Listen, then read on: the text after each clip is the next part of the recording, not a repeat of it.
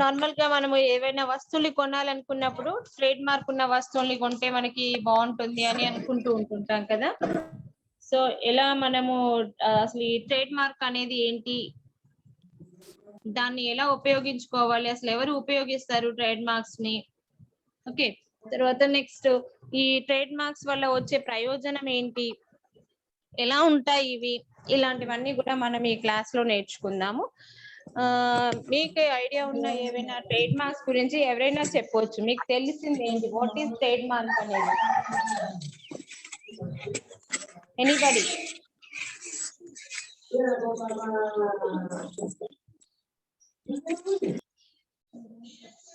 Anybody, what is trade marks?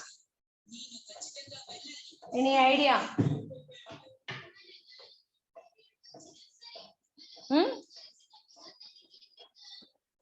ఎవరైనా చెప్పొచ్చమ్మా what is trade marks అనేది? మీకు తెలుసు కదా, మీరు ఏవైనా వస్తువుని కొంటున్నప్పుడు దానికి ట్రేడ్ మార్క్ ఉందా లేదా అని చూస్తూ ఉంటారు కదా.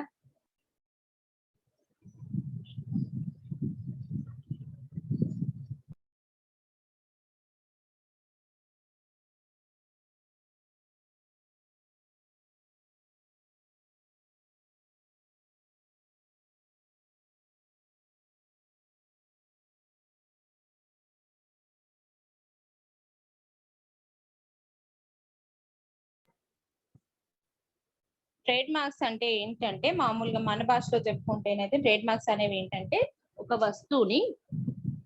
వస్తువుకి నాణ్యతను తెలియజేసేదాన్ని ట్రేడ్ మార్క్ అంటాం అనమాట. క్వాలిటీ ఆఫ్ ద ప్రోడక్ట్, అది మంచిది అని చెప్పడానికి. కొన్ని యాడ్స్ లో చూస్తుంటాం మనం, ట్రేడ్ మార్క్ ఉన్న వస్తువుల్ని మాత్రమే కొనుగోలు చేయండి, ఇది మా కంపెనీ ట్రేడ్ మార్క్ అని ఇలా చెప్తూ ఉంటారు వాళ్ళు. ఓకే, అంటే ఒక వస్తువు యొక్క నాణ్యతకు ఇచ్చే ఒక ప్రమాణం అన్నమాట, అది దాన్ని ట్రేడ్ మార్క్ అంటాం మనం. ఓకే, ఒక వస్తువు మంచి వస్తువు, నాణ్యమైన వస్తువు, క్వాలిటీలో మంచి క్వాలిటీ ఉన్న వస్తువు అని తెలియజేస్తూ ఆ వస్తువుకి ఇచ్చే మార్క్ ఏదైతే ఉంటుందో దాన్ని ట్రేడ్ మార్క్ అంటుంటాం. జనరల్ గా మీకు తెలిసిన ట్రేడ్ మార్క్స్ ఏవి లేవా అమ్మా? ఎనీథింగ్ మీకు ఏది తెలిస్తే చెప్పండి.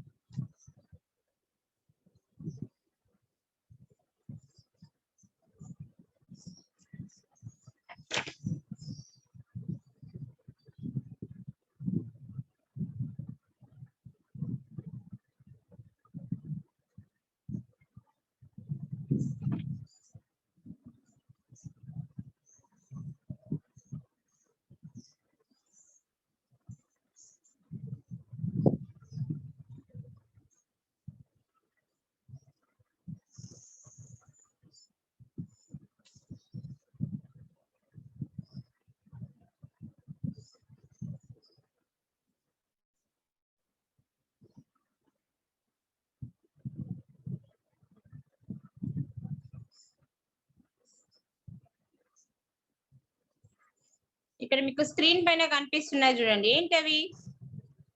ఐఎస్ఐ ఎప్పుడైనా చూసారా? ISI trade mark. ఓకే, ఇలా మనం ఒక కంపెనీకి, ఆ కంపెనీలోని వస్తువులకి నాణ్యతను తెలియజేస్తూ ఇచ్చేవి ట్రేడ్ మార్క్స్ అంటాం. ఓకే, తర్వాత నెక్స్ట్ ట్రేడ్ మార్క్ యొక్క డెఫినేషన్ ఏంటి చూద్దాం.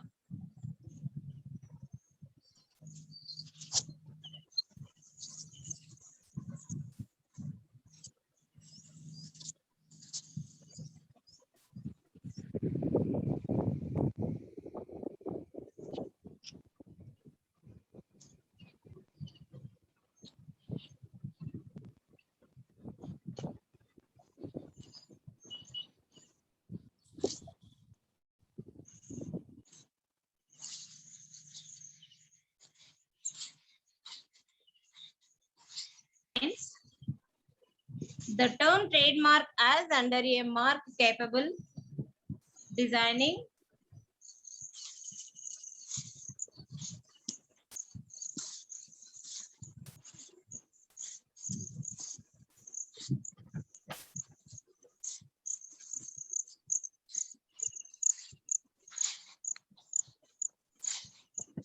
చూడండి ఇక్కడ the Trademark Act 1999 defines the term trademark as under a mark capable of being represented graphically and which is capable of distinguishing the goods or services of one person from another and may include shape of goods, their packing, and a combination of colors, etc. Okay. So ఇక్కడ మీకు ఏం అర్థమైంది? Trade mark అంటే ఏంటి?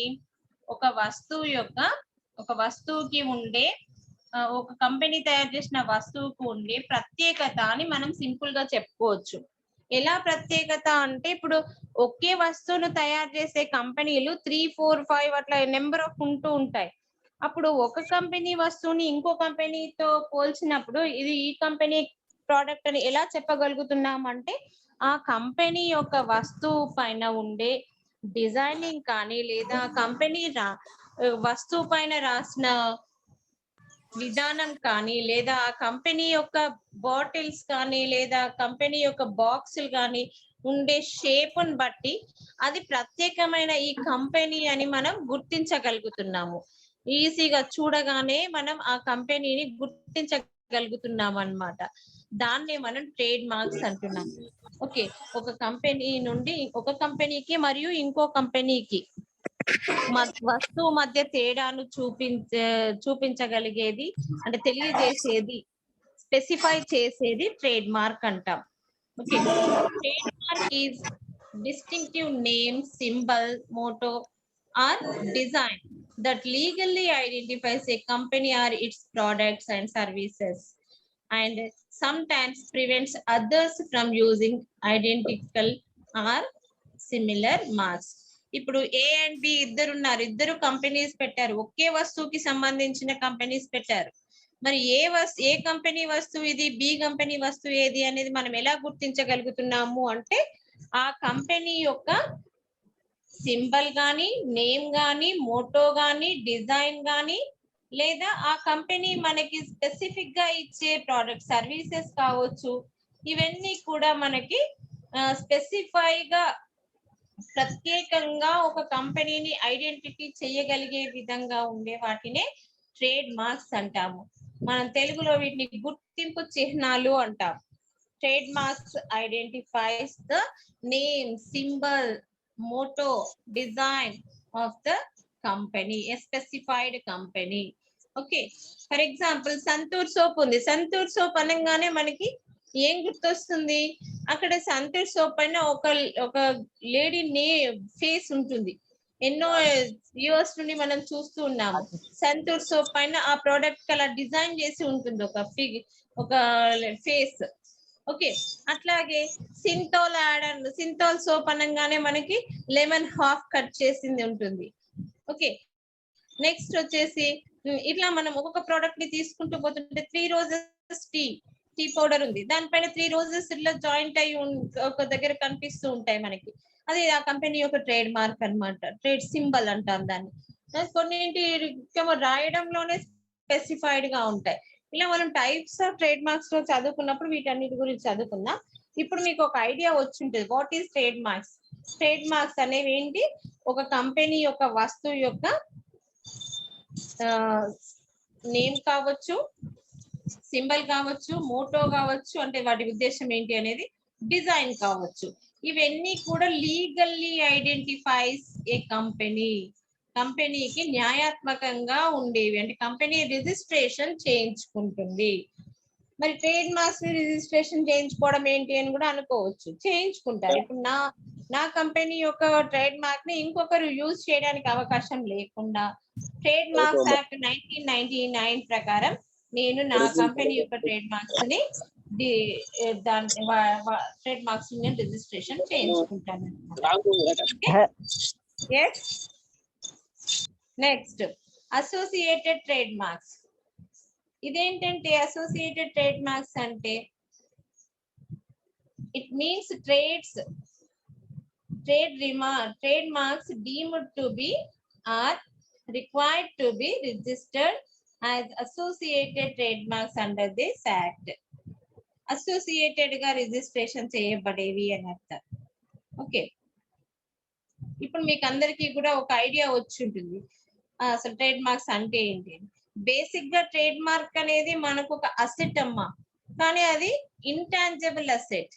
Like good will కానీ, patents కానీ, copy rights కానీ, ఇవేవి కూడా మనకి కంటికి కనిపించవు, బట్ వాటి వల్ల మనకి ప్రయోజనం మాత్రం ఉంటుంది.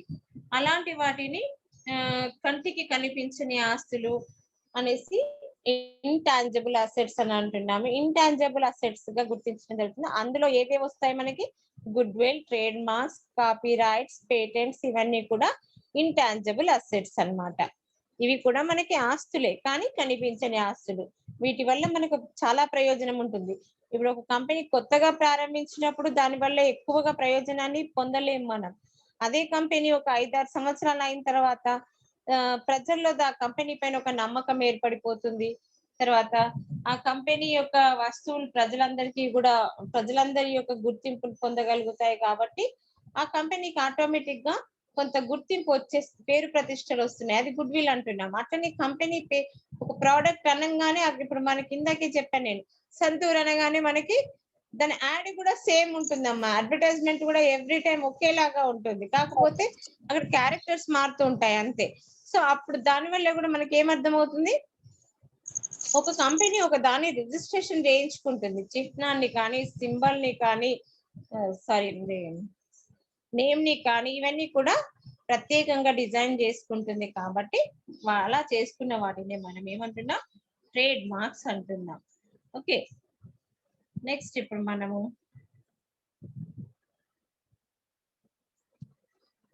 నెక్స్ట్ టాపిక్ వెళ్దాం.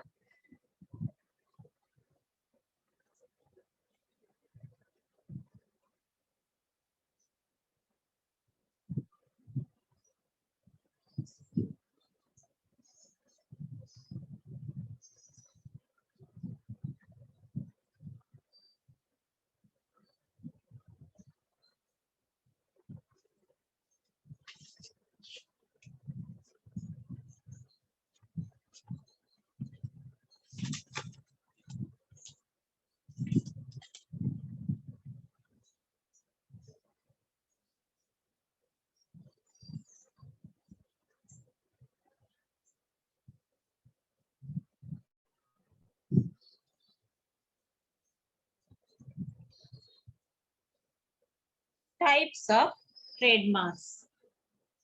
ఇక్కడ చూడండి, టైప్స్ ఆఫ్ ట్రేడ్ మార్క్స్ లో మనకి కనిపిస్తున్నాయి. ఈ కంపెనీలు మీకు తెలుసుంటాయి. ఓకే, ఫస్ట్ ఇక్కడ మన టైప్స్ ఆఫ్ ట్రేడ్ మార్క్స్ లో ఫస్ట్ ఏంటి చూద్దాం. ఏముందమ్మా?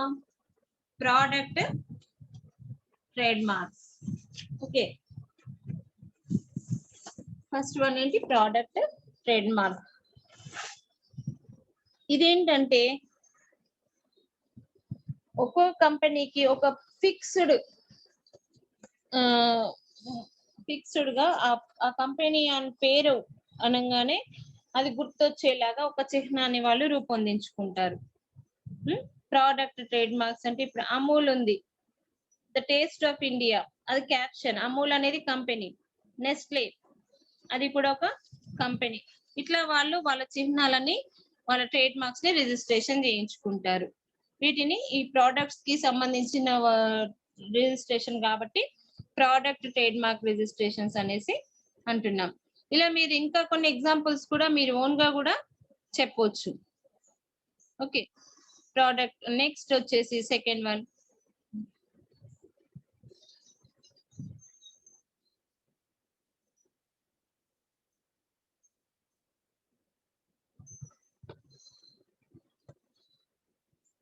Service trade marks.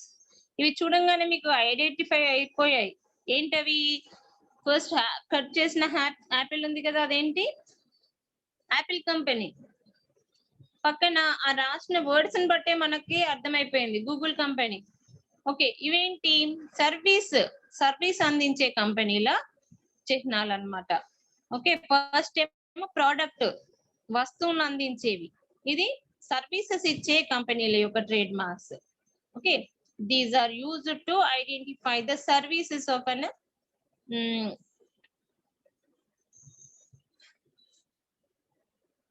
entity, such as the trademarks for the broadcasting services, retail outlet, etc. They are used in advertising for services. Okay, వీటిని చూడంగానే ఇవి ఏ ప్రొడక్ట్స్ ని యూజ్ చేసి, ఇవి ఏమైనా ప్రొడక్ట్స్ ని ఇస్తున్నాయా మనకి? సర్వీసెస్ ని అందిస్తున్నాయి. ఓకే, సర్వీస్ అందించే కంపెనీలు అన్నమాట. Third one, certification trade marks. Certification trade marks అంటే ఒక సర్టిఫికెట్స్ ని అందించే ట్రేడ్ మార్క్స్ అన్నమాట. ఆ సర్టిఫికేట్ ఇస్తారు వాళ్ళు. These are those that are capable of distinguish the goods or services in connection with which it is used in the course of trade and which are certified by the proprietor with regarding to their origin, material, the method of manufacturing, the quality or other specific features. ఇప్పుడు ఒక company వస్తువుల్ని తయారు చేస్తుంది అనుకున్నప్పుడు, ఆ తయారు చేసిన వస్తువులు మంచి వస్తువులు, నాణ్యమైన వస్తువులు, లేదా ఒక కంపెనీ సర్వీసెస్ ని ఇస్తుంది అని అనుకున్నప్పుడు, ఆ కంపెనీ అందించే సర్వీసెస్ మంచి సర్వీసెస్ ని అందిస్తుంది అని ఆ కంపెనీకి ఒక గుర్తింపుని ఇవ్వడం కోసం ఇచ్చే సర్టిఫికెట్ నే సర్టిఫికెట్ ట్రేడ్ మార్క్స్ అంటుంటాం. ఓకే, ఇప్పుడు ఒక కోర్స్ మీరు జాయిన్ అవుదాం అనుకుంటున్నారు. ఆ కోర్స్ లో వాళ్ళు ఒక సర్టిఫికెట్ ఇస్తారు కోర్స్ అయిపోయినాక. దానిపైన ఐఎస్ఓ మార్క్ ఉంటుంది. అలా ఐఎస్ఓ మార్క్ ఉంది అంటే అది మంచి కంపెనీ, మంచి సర్వీస్, మంచి సర్టిఫికేషన్ అని అర్థమవుతుంది. ఇప్పుడు ఒక వస్తువుని కొన్నారు మీరు, ఆ వస్తువు పైన ఐఎస్ఐ మార్క్ ఉంది. ఆ మార్క్ ఉంది అంటే ఆ వస్తువు మంచిది అని అర్థం. అగ్ మార్క్ ఉంటుంది. ఓకే, తర్వాత ఇక్కడ ఇండియన్ డిజైన్ మార్క్, ఇలా రకరకాల మార్క్స్ ఉంటుంటాయి. ఇవన్నీ కూడా సర్టిఫై చేసే మార్క్స్ అన్నమాట. ఓకే, తర్వాత నెక్స్ట్ వచ్చేసి collective trade marks. These are registered in the name of groups, associations, or other organizations for the use of members of the group in their commercial activities. Indicate their membership of the group. అంటే ఒక group, ఒక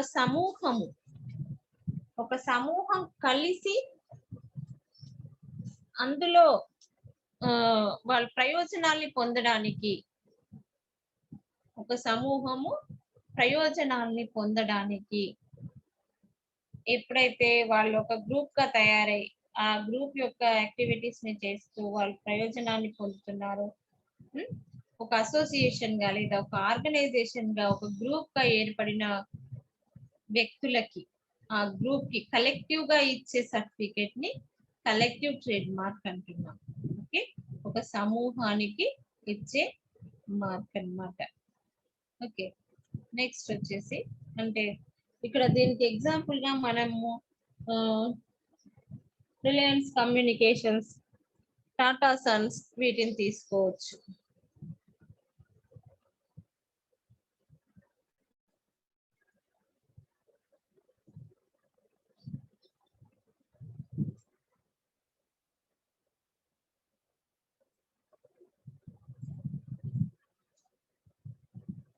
ఇక్కడ చూడండి మనకు కనిపిస్తున్నాయి. Reliance communication ఇది ఒక group of organization. Tata sons అది కూడా ఒక గ్రూప్ ఆఫ్ కంపెనీస్. సో వాళ్ళు టాటా కంపెనీ ప్రోడక్ట్స్ అన్నిటికీ కూడా ఇలా యూజ్ చేసుకోవచ్చు. రిలయన్స్ ప్రోడక్ట్స్ అన్నిటికీ కూడా ఇదే యూజ్ చేస్తున్నారు. లైక్ ఒక గ్రూప్ కి అనిల్ ధీరుభాయ్ అంబానీ గ్రూప్ అన్నమాట రిలయన్స్ కమ్యూనికేషన్స్ అంటే. ఓకే, అట్లా వాళ్ళు ఒక group of products, group of companies అన్నిటికి కలిపి ఒక సింబల్ ని తీసుకోవటం. నెక్స్ట్ వచ్చేసి షేప్ మార్క్స్. షేప్ మార్క్స్ ఇది ఇప్పుడు మనం కోకో కోలా కంపెనీ ఉంది, అది రాయటంలో కూడా దాని డిఫరెంట్ గా ఉంటుంది. ఆ నేమ్ రాయటము అది కూడా రిజిస్టర్ అయి ఉంటుంది. అట్లాగే బాటిల్ షేప్ కూడా ఇలా ఉంటుంది. అంటే ఇట్లా షేప్ ని డిజైన్ చేసుకుంటారు వాళ్ళు. ఓకే, ఇట్లా ఏదైనా ఇలా ఒక స్పెసిఫిక్ గా ఒక షేప్ ని డిజైన్ చేసుకుంటూ కూడా రిజిస్ట్రేషన్ చేయించుకోవటం జరుగుతుంది. అది గ్రాఫికల్లీ రిప్రజెంట్ చేసే దాన్ని, రిప్రజెంట్ చేసే షేప్ ని మనం రిజిస్ట్రేషన్ చేయించుకోవటం జరుగుతుంది. ఓకే, నెక్స్ట్ వచ్చేసి pattern trade marks. Pattern trade marks అంటే ఏంటంటే these are the marks consisting of a pattern which is capable of identifying the goods or services as originating from a particular undertaking and thus distinguish it from those of other undertakings, such as goods, services are registrable as pattern marks. ఒక ప్రత్యేకమైన these are the marks consisting of a pattern which is capable of identified, ఒక ప్రత్యేకంగా identify చేసేలాగా identify చేస్తూ ఒక pattern ని వాళ్ళు registration చేయించుకోవడం జరుగుతుంది అన్నమాట. ప్యాటర్న్ రిజిస్ట్రేషన్ లో మనకి అంటే అది ఉండే విధానం అన్నమాట. ఓకే, ఇక్కడ చూడండి ప్యాటర్న్ రిజిస్ట్రేషన్ లో మనం తీసుకున్నట్లయితే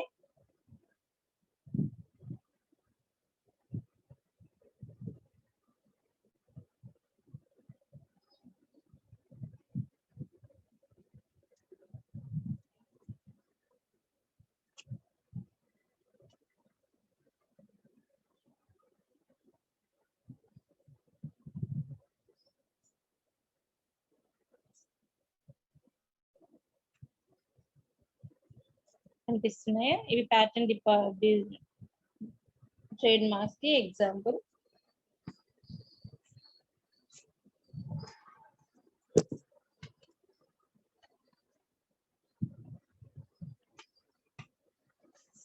ఒక ప్రత్యేకమైన ప్యాటర్న్ ని వాళ్ళు రిజిస్ట్రేషన్ చేయించుకోవడం జరుగుతుంది.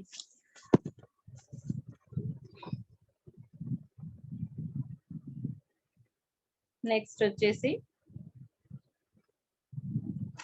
Sound marks. సౌండ్స్ ని కూడా మనం రిజిస్ట్రేషన్ చేయించుకోవడం జరుగుతుంది. Some times the sound that place in the advertisement becomes so well known that when people hear it, they immediately know that what the product service it refers to. In such a cases, the sound may be recorded as a trademark and is eligible for registration. ఒకటి example చెప్పండి, sound ని చూసి మనం identify చేయగలిగే ఏదైనా ఒక వస్తువు మీకు ఐడియా ఉన్నది ఏదైనా ఉంటే. ఇక్కడ నేను చూపిస్తున్నది రష్యన్ ట్రేడ్ మార్క్. మన ఇండియాలో కూడా మనం ఇట్లా సౌండ్ ని చూడగానే మనం అక్కడ టీవీ దగ్గర లేకున్నా కూడా ఆ సౌండ్ ని విని మనం ఇది ఈ అడ్వర్టైజ్మెంట్ అని చెప్పగలుగుతాం, ఈ ప్రోడక్ట్ అని చెప్పగలుగుతాం. తెలుసా ఏదైనా మీరు అట్లా విన్నారా? స్పెసిఫిక్ గా మ్యూజిక్ ఆ ప్రోడక్ట్ కి మాత్రమే ఆ మ్యూజిక్ వస్తుంది. రింగ్ టోన్స్ అంటే టాటా, ఎయిర్టెల్ అడ్వర్టైజ్మెంట్ వస్తుంది కదా, ఐడియా అడ్వర్టైజ్మెంట్ వస్తుంది కదా, అలాంటి వాటికి మ్యూజిక్ తోటి మనం ఐడెంటిఫై చేస్తాం. ఓకే, ఆ మ్యూజిక్ విని ఆ ప్రోడక్ట్ ని ఐడెంటిఫికేషన్ చేస్తాం. వాళ్ళు ఆ మ్యూజిక్ ని, ఆ సౌండ్ సిస్టమ్ ని రిజిస్ట్రేషన్ చేయించుకుంటారు. అలా రిజిస్ట్రేషన్ చేయించుకోవడాన్ని సౌండ్ ట్రేడ్ మార్క్స్ అంటున్నాం. ఓకే, ఇప్పుడు మనం మీకు ట్రేడ్ మార్క్స్ అన్ని కూడా టైప్స్ ఆఫ్ ట్రేడ్ మార్క్స్ అన్ని కూడా అర్థమై ఉంటాయి. I'll repeat again once again all the trademark types of trademarks. The first one is product trademarks. అంటే ప్రోడక్ట్ కి సంబంధించిన రిజిస్ట్రేషన్ చేయించుకుంటే వస్తువుల్ని ఉత్పత్తి చేసే కంపెనీలు అని అర్థం. రెండవది సర్వీస్ ట్రేడ్ మార్క్స్. ఇవి సేవలను ఉత్పత్తి చేసే కంపెనీలు రిజిస్ట్రేషన్ చేయించుకుంటే వాటిని సర్వీస్ ట్రేడ్ మార్క్స్ అంటున్నాం. Next third one certification trade marks. Certificate పొందటం ద్వారా ఇవి సర్టిఫికేట్ ని పొందుతూ ఉంటారన్నమాట. నెక్స్ట్ వన్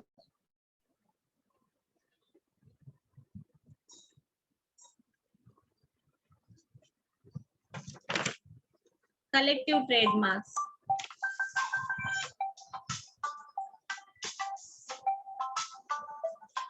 తర్వాత